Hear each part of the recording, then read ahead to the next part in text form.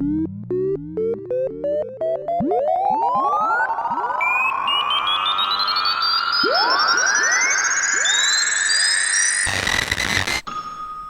and welcome to the Sound Talk podcast. I'm Stephen Kerrison and I run Tall Trees Audio Mastering here in Liverpool.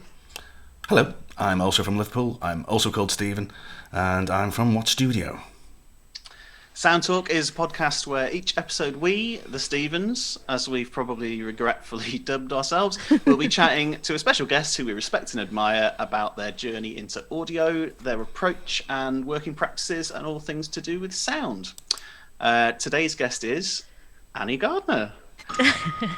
Annie is perhaps best known for her work in her long-running bass and drums duo Hysterical Injury, who were last seen up and down the country on tour with Beak. But that's only a small part of what she does. As well as currently playing bass for instrumental rock trio Olanza, she's also a music tutor, songwriter for hire, solo artist, recording engineer. Wow, yeah. Anything else? Oh, I don't know. Mother, partner, dog lover, all that kind of stuff. We'll get to that. So thanks so much for coming on. Really appreciate it. Wow, it makes me sound proper. Such a nice introduction there. It's very nice. So Funny. Where are you right now, Annie? I'm in Easton in Bristol, sat in my little studio, which you can't see because it's an absolute mess. Because the bulk of my work is actually where I'm sat, with this mic and my preamp, and I've got lyric sheets up there and all that kind of thing, and a music stand with lyric stuff there. So I do most of my work in this little space. So that's where I am right now. Could you just talk us through what you're actually sort of doing right now? What are the different things that you're doing right now? Well, that's good you asked that, and I've got a nice list of post-it notes right in front of me of all the things I'm working on and remembering to do every day. So first and foremost, I am working at finishing, and now it's going to the vinyl plant and everything, my first solo album under my own name, which is quite different to Hysterical Injury because it's acoustic, nylon string guitar and vocals and cello, bass, upright bass and violin. So I'm obviously you mastered that, Steve. So that's the one thing that I'm sort of really working on doing now, because even though the music and all that stuff is finished and I'm getting it off to the vinyl plant, I'm currently illustrating a lyric book to go with it, and it's sort of turning into quite a, I mean, I've always wanted to make some kind of graphic novel, so every morning I'm sort of doing drawings and working on this lyric book for that to go with it. So that's a big thing at the moment. I am also working. I work as a senior lecturer in songwriting at BIM Bristol, and I've just taken a little step back at the time that I spend there. It was 4 days a week in the last semester, but I've taken it back to one, just so I can get more creative projects done. It's quite hard to balance all that. So I sort of did the maths and thought, well, actually, it's rare you get this kind of time where it's sort of undisrupted or undistracted in lockdown. Let's try and make the most of that, and I can just about afford to sort of make that minimum and concentrate. So but on Mondays what I do there is I run a creative processes module for second year songwriters, which is so exciting and so much fun. We do that online. We have done all year. So we went into it online and we've really got to grips with how to use Zoom in a creative way to get get the people doing the work in the room, and me bringing in techniques and ideas and trying and testing and talking, discussing and that kind of thing. It's been really brilliant. But I also run an improvisation module I have done at BIM called Musical Responses and Collaborative Experiments. Sweet. had done that for the last 5 years with a very good friend of mine and former student of mine, Dan Johnson. We've been doing that for 5 years, and then of course when that went online, and my goodness, how on earth do we group improvise over the internet? So we've been developing techniques of how to do that, and that's been a lot of fun as well. So I do that on Monday. I won't go too far into that at the moment because it's a huge subject, and what we've discovered through doing it is incredible. It just sounds like too much stuff. And then I've got various sort of vocal people ask me to sing on their stuff, so that's kind of nice. It's always a surprise when people ask me to do that. But that comes in more often than I imagine it does. I'm always surprised every time someone asks me, but then I've got someone who's asked me to sing again, and that's nice. So I got a few of those happening, and then a few songs to sort of finish off for people. And all that kind of stuff. So. And of course, the Olanza album, we've been working hard on that. That's a new album that we were set to record in February, but we obviously can't because everything's shut down. So that's been postponed. But we've got a private space to practice, so we've been able to do that. So we're doing that every week in our bubbles, in our masks, and socially distanced. And So in a nutshell, you're doing tons of stuff. it sounds Everything. ridiculous, doesn't it, when I reel it all off like that? It's like, I thought I did nothing all day. But yeah, that's what I'm currently working on. And is all that written down just on post-it notes in front of you? It is, yeah. Yeah. That's going to get post-it note heavy. I mean, you've got to have some organisation skills to manage that much stuff, so how are you doing that? Yeah, with the post-it notes, it's the only thing that works. Otherwise, I just forget.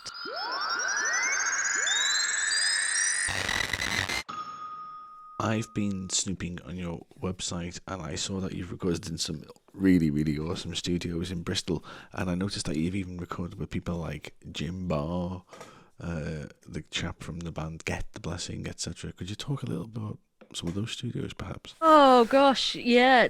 Working with Jim has been fantastic and quite long-standing now. When we did our first album, we recorded in Jim's studio, which is just down the road from where I live now in Easton, J&J, and we recorded there with James King, who was one of his engineers there at the time. I think it was his main engineer other than him. And so we did that with James, and Jim was there. He comes in and he's really friendly, and he just sort of came in and met us all, and how's it going? And he's really interested, and we started talking about pedals, and I was quite blown away really, because I was a huge Portishead fan when I was a teenager, and I think Beth Gibbons is one of my biggest sort of vocal inspirations. You can probably hear that, and I don't want to wear it on my sleeve. I'd say Bjork maybe is as well, but she really did catch me. So to meet Jim, who plays bass for them, I was a bit starstruck for a while. But when we started to talk about pedals and stuff, it's like, oh, bass, bass is the place. So that was really good, and he just, he's just very nice. He was interested and kept in touch. We sent him the album and he loved it. And then we went back in there when we were doing our next recording. We had the opportunity this time to work with the Strokes producer, Gordon Raphael, who I had met because I was doing all the masterclasses at BIM Bristol at the time. We have quite a great selection of guests that would come in and do a masterclass with the kids, but it sounds sort of easy, but actually what I had to do was present interviews and prepare interviews for them. Quite often they were filmed and they were sort of an hour and a half, 2 hours, and that's how I first sort of met Gordon. And he liked the EP, and he had some friends here in Bristol, and he was over again, and he came back to BIM, and then we met over again. And then he was like, oh, you know what? I really want to produce you. And I said, well, I know this just the studio. So we went back to Jim's, and Jim was really excited to meet Gordon, and it all went like that. And Jim sort of helped out a little bit there. So then I bumped into Jim a few years later, just when we were starting to write this album, or we had it ready to go. And he said, you know what? I'd really want to produce your next album.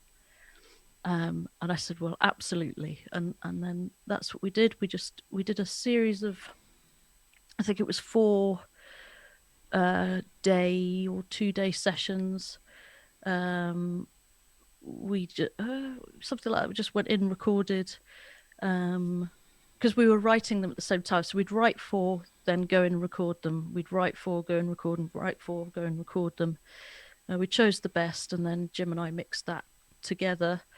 And he's got such a great bass sound on the Get the Blessing stuff, and we'd supported them as well in Bristol, and it's a very similar bass sound to what I was kind of looking for. And I think I always struggled with getting the bass sound onto our recordings in the way I really wanted it to, because it's quite encompassing live. I kind of like, it's a big sound, and that happened because we used to be a 3-piece, and the guitarist left, and he was such a noisy guitarist that it was like, oh my goodness, how are we gonna fill that sound? But before that, I'd never used a pedal in my life, so I just got the Fuzz Factory, the Zvex Fuzz Factory that our guitarist had, and put it on my bass, and got 2 amps. And I went, oh my God, like that.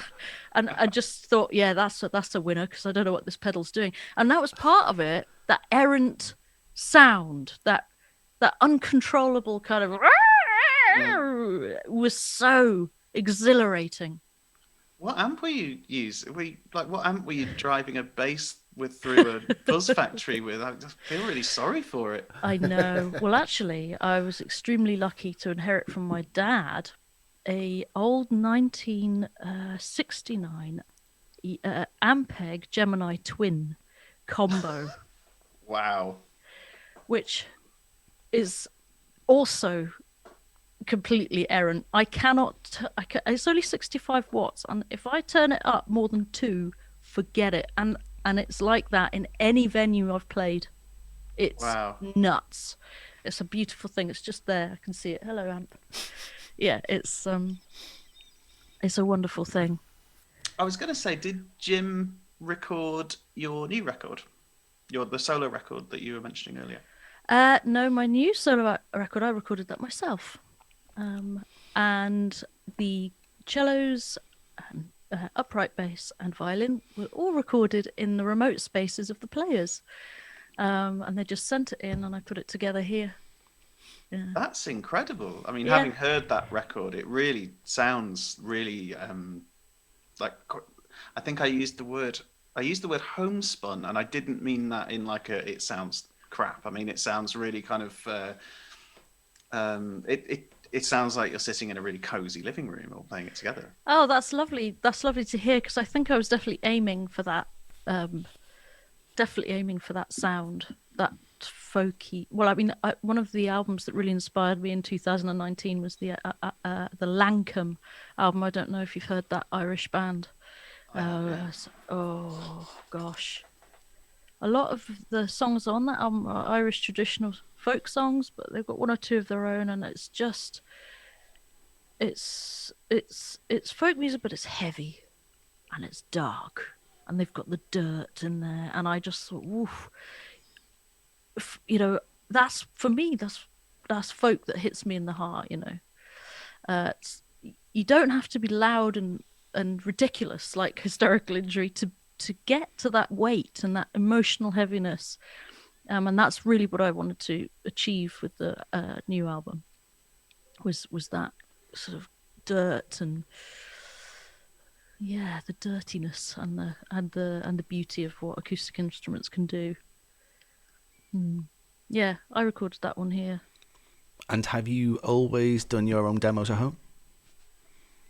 Yes, or in a rehearsal room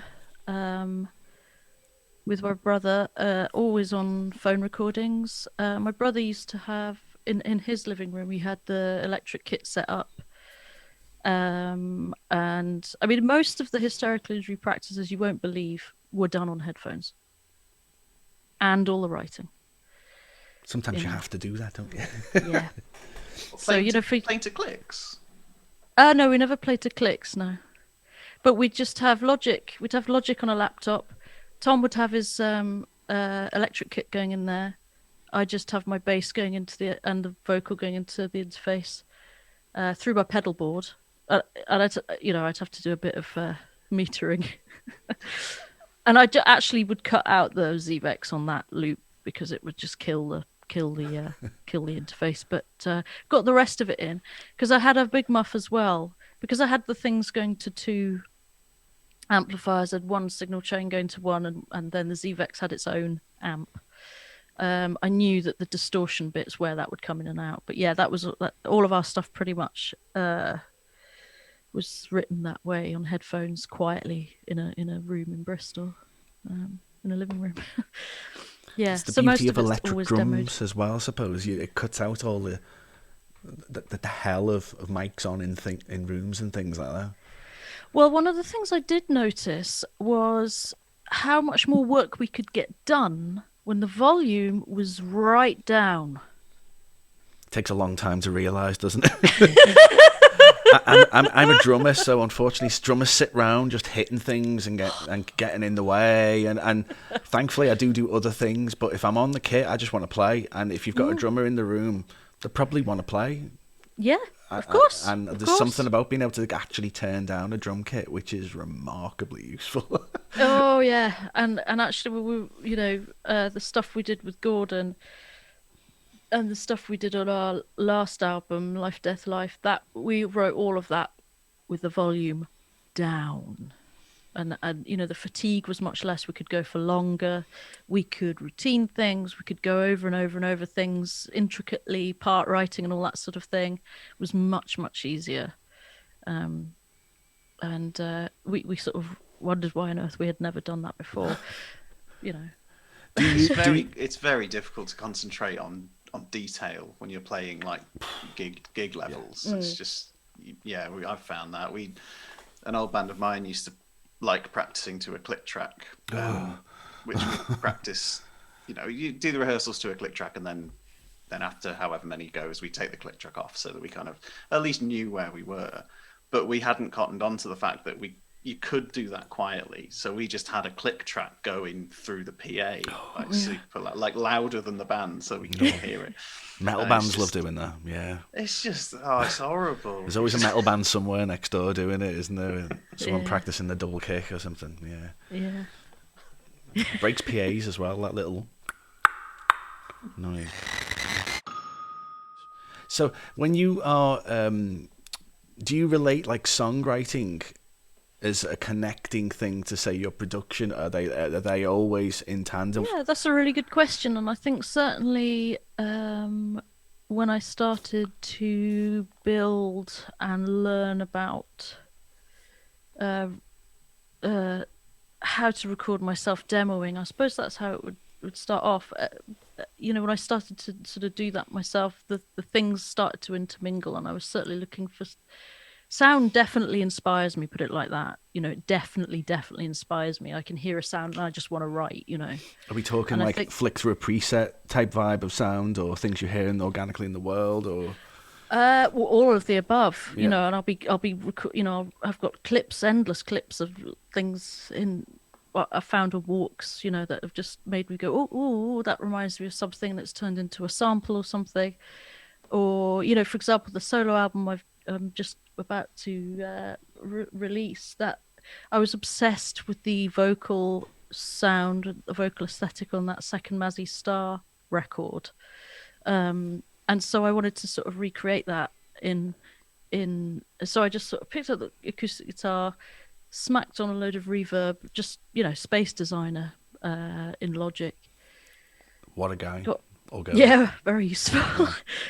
58 taped to the desk, and as I was playing, I was like, oh my god, I don't even care what I'm playing. I just love this sound, and that's how I demoed all of those tracks.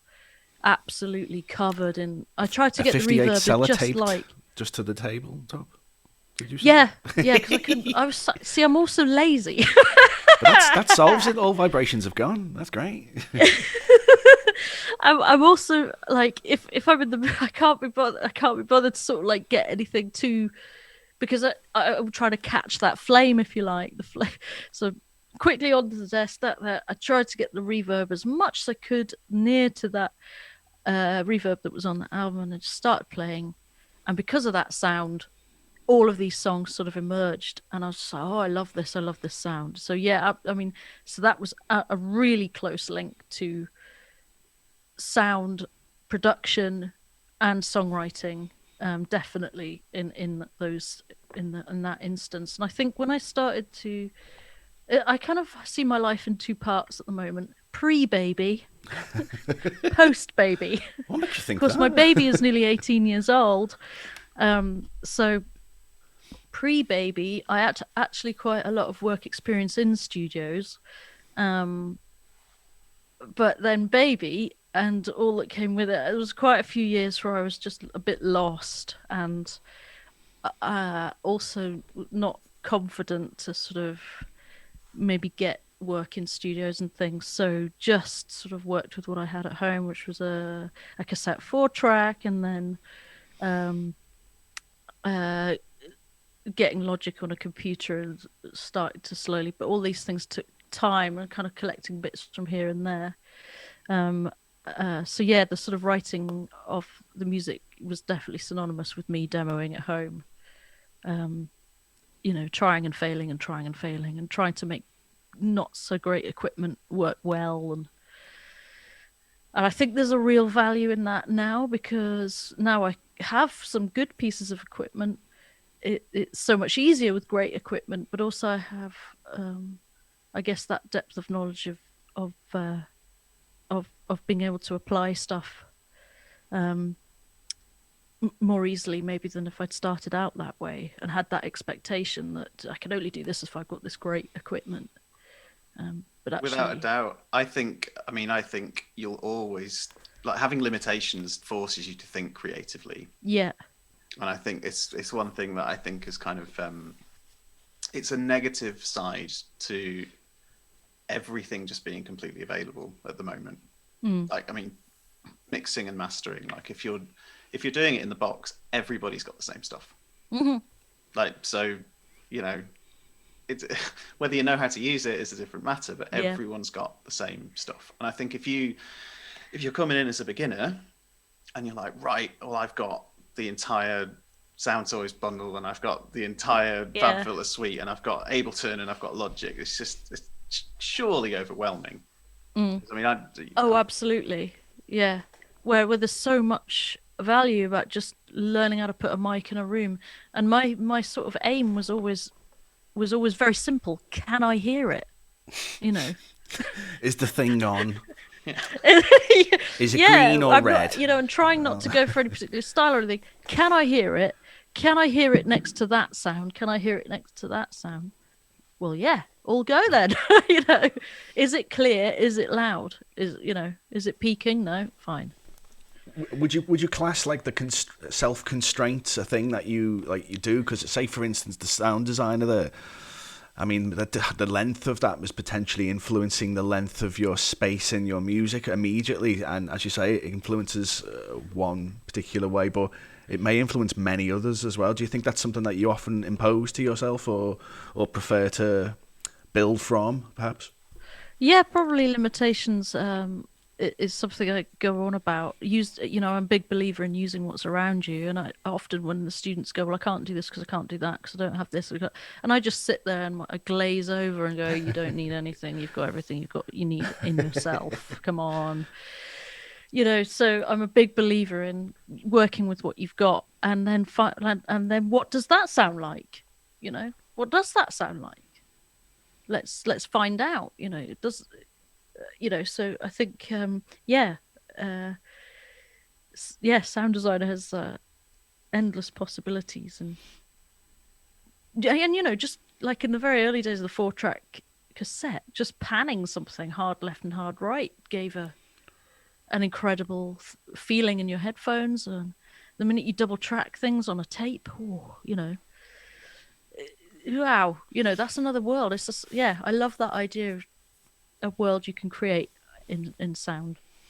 What was the jump from analog to digital for you? What was the first go? Logic. Yeah. Yeah. I mean, I did learn Cubase and stuff in when I did AS Music Tech, but I definitely prefer Logic, and it's just stuck, Yeah. I mean, they're all as good as each other, I'm sure. I think they are now, really. Yeah, I think it's whichever one you've landed on, isn't it, really? Thankfully, which is a good thing, Yeah. Yeah, and I use it as a writing tool. I'm a writer that mostly writes in the box. I'll come up with bits, record it, listen back, put things together. You're definitely a writer that uses the box. Logic's just built for that, isn't it? It's wonderful Yeah. for that. It really feels like it's laid out that way from the first time you realise, oh, it's got all of the things there I needed. Yeah. Great. I love it. Yeah. Yeah, I used Ableton for a little while, and coming from an organic music background where guitars and stuff like that, and not from an electronic music background, when I first tried Logic for the first time after using Ableton, it was like, oh right, this is kind of much more built for me. They don't really sound exactly the same, but it's just what's presented to you and how to use it, because it's just I still use those things as they're just glorified 4-tracks, aren't they? Yeah, exactly. And that's kind of where I started demoing and applying the knowledge that I'd learned in the studios, I suppose, onto this tiny little 4-track, and then it was just like, oh well, I can do that on Logic and I don't run out of tape. Yeah. Brilliant. Do you have a favourite plugin other than Space Designer? Probably the EQ. Channel EQ's my friend. That's what I always Great, end innit? up saying. You can't not say it, can you? Because you will use it, even if you replace it. You're going to probably put it on everything at one point. Yeah. It's your friend. I think EQ's my favorite thing of all time, actually. It's the one thing that remains on everything, even if I've tried a load of things and taken them off. EQ remains, and I was surprised when I, finalized my mixes to send to you for the solo album. I took the compression off. It's just had EQ. Those were the takes as they are, raw, but just EQ. And I thought, what? That's funny. So EQ I think is my favorite, and I use channel EQ. I haven't got any special one, simply because it has never broken for me, so I haven't sought another one. So there we go. I honestly don't think you would need another one, like for basic track for doing music like you do, where you're tracking organic instruments and stuff like that. I mean, what else do you need? Yeah. And I mean that goes for the site recording I've done as well. It's I try to get the tone right in the room. I was taught when I started work. I started working for a recording studio in South Wales. I'm from South Wales, and when I was I don't know, with the late 90s, I was working for Black Mountain Recordings. They had a mobile studio which they did. They worked with loads of male voice choirs. They're really famous for that. Good. Yeah. They would take the mobile out and they'd, for Radio 3, they'd record all the Welsh male voice choirs, and I did that a few times with them. It was just glorious. Great job. Wow. As a sort of T person and plugging leads in and miking things. And so, I was working for them, and I think what I learned from them, they were installing the studio in an old. It's like an old estate. It's in South Wales, and I learned all kinds of things about desks and tag blocks and soldering and that kind of thing. I actually can't remember what my point was. Oh, it's great. It's great vibes, though. What was I talking about? About EQ. recording. Right. Yes, about EQ. And so the engineer I was working with at the time, who was teaching me how to sort of strip cables and solder and stuff, he said to me, he goes, as long as you get the sound right at the source, then everything else is just to bring it out. And that I never forgot. And it's turned out to be right every time. Yeah. Sound advice. Can't argue with that. Yeah. So, sight recording is something that I really want to ask you about, actually. What is or was Toilet Fest? Oh, Toilet Fest. Toilet Fest. Again, my one of my very good friends, Dan Johnson, drummer extraordinaire, brilliant creative mind, former student, but now we work together really a lot on the musical responses class. Toilet Fest was a sort of follow-on from Secret Saturdays, which were a series of shows we did presented in rehearsal rooms. They were kind of very underground. They were literally underground. They if I were remember totally, rightly. literally underground and completely sort of unsourceable. People would just sort of turn up at midday through a private Facebook, and we'd have bands play, and people would come in and watch. And I recorded things that went on there. So Toilet Fest was sort of a follow-on, but Dan was living in a place in Bristol at the time where he had this really long bathroom, and because it was such a small space, he did all of his practicing on his drums in this toilet. So he had a shower, then his drums set up, then the toilet, and he had to move out, and he thought, wouldn't it be brilliant to stage some gigs in this toilet and just invite 2 or 3 onlookers, you know. I saw photos of people watching from, was it like a flat roof outside the window? Yeah, so just outside one of the rooms, he had a big flat roof, and so people could watch, because he sort of designed it so there'd be, I think it was about 9 acts that day that were all performing in this tiny toilet. Sounds like And the place to each be. act had a private audience of 3, so people were turning 3 different people each time. So people were sort of turning up at the designated times, but they were just, because it was such a lovely day and everybody could get out onto this roof, people just hung out. It was so cool.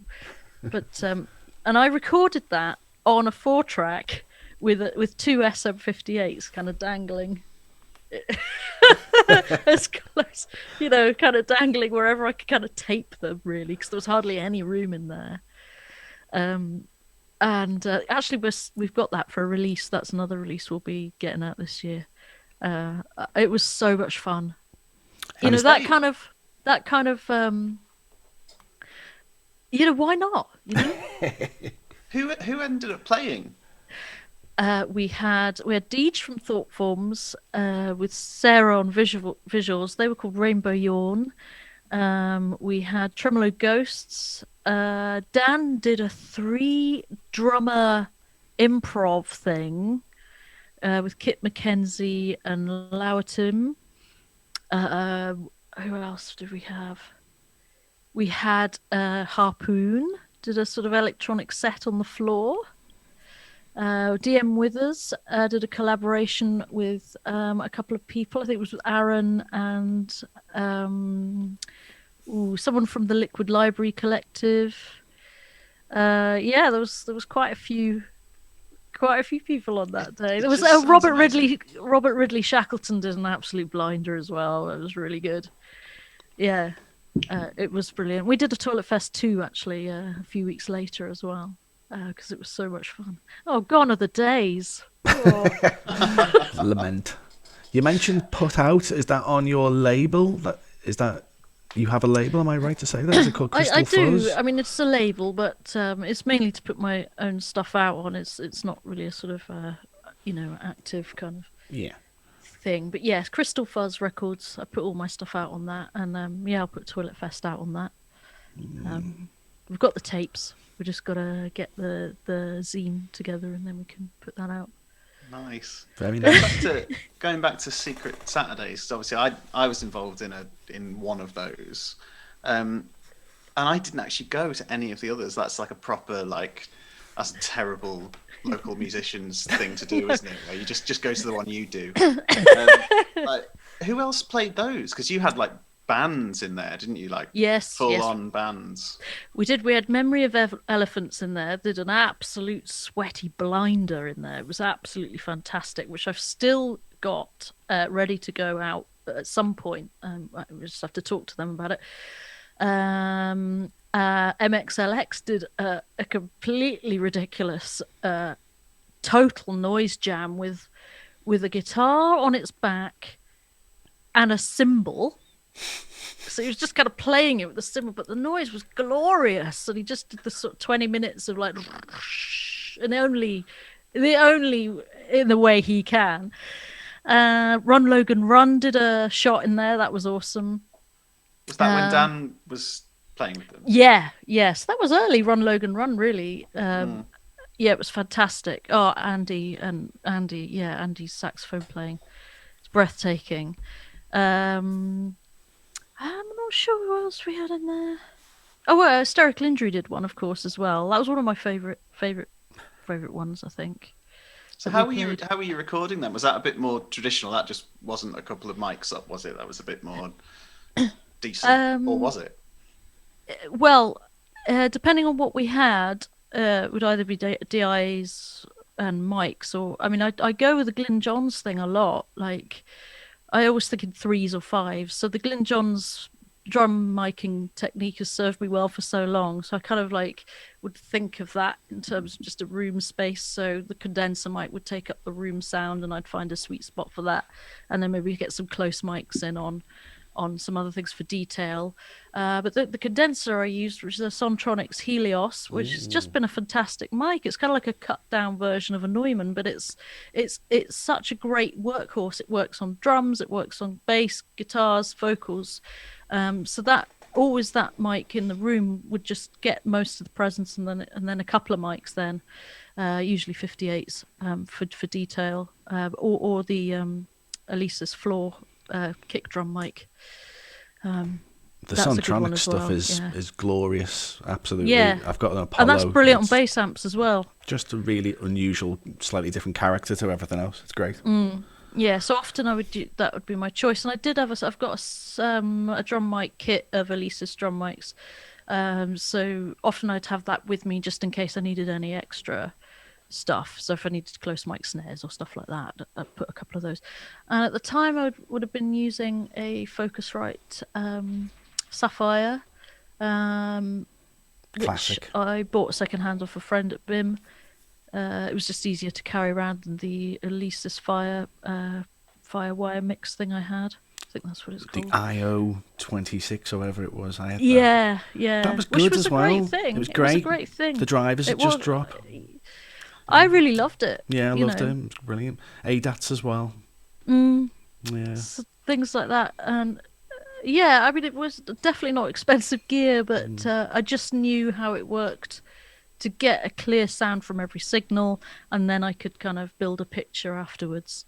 And again, all my thing was like, is to try and get it clear, a nice clear signal at the source, enough of its character, or as much of its character as I could get, and then blend it at the other end when I sort of pack up and go off. And that was generally my setup, was that Focusrite, the drum mics, my Helios, and my laptop with Logic 9 in it. Classic indeed, yeah. My chain these days is... So I'm not doing so much site stuff, obviously, but I hadn't done any site stuff probably since I recorded EP64 and Bellies for their vinyl release that they did in 2019. Oh, cool! I didn't know you'd done that. That's amazing. That was fantastic. Yeah, and I'm very proud to sort of say it's the only serious kind of recording that EP64 have done, and they're only doing 64 shows and they're on 57, so I feel very honoured to be part of that in that way. I was going to say, for the benefit of our listeners, who and what is EP64? EP64 just one of the most incredible bands I've seen in a really long time. I think I've seen 50 out of those 57 gigs.